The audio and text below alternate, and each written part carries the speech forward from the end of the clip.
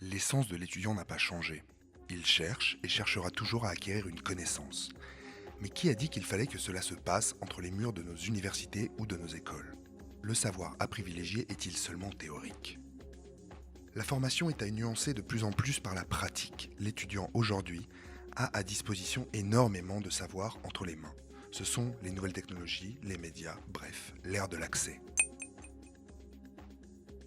L'apprentissage passe aujourd'hui plus que jamais dans la force vive que représente l'étudiant pour la société, dont le catalyseur doit être la confiance. Le quartier sera alors le territoire de l'expérience, de l'autonomie et de la responsabilité. Invoquant le droit à l'expérimentation, nous bâtissons dans le quartier la résidence Terra Nullius, un territoire sans maître. Résidant au quartier, et plus particulièrement dans la résidence Terra Nullius, l'étudiant est plongé dès son arrivée dans la vie locale de celui-ci. Il devient acteur de son fonctionnement. Par des assemblées générales, les étudiants sont souverains des décisions qui concernent la vie de la résidence, de ce territoire sans maître. Chaque décision est ratifiée et ensuite communiquée pour informer la communauté. Par des assemblées numériques, chacun peut proposer des idées et des projets à soumettre aux autres terranuliens, pour construire collectivement le visage et les ambitions de cette entité expérimentale.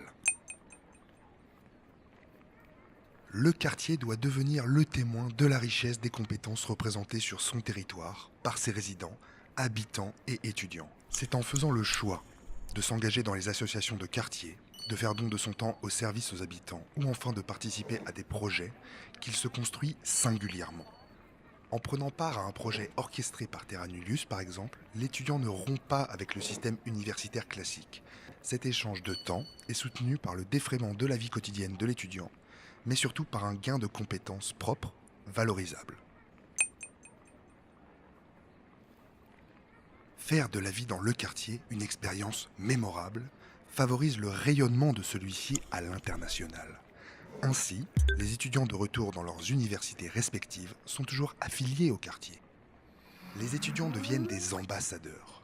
Les années passent et ce sentiment d'appartenance doit se solidifier dans la concrétisation des projets menés dans le quartier et auxquels ils sont toujours associés au-delà des distances.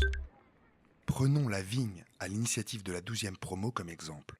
Elle peut être soutenue par les anciens et ainsi unir l'ensemble des acteurs citoyens qui ont porté, qui portent et qui porteront haut les couleurs du quartier à l'international.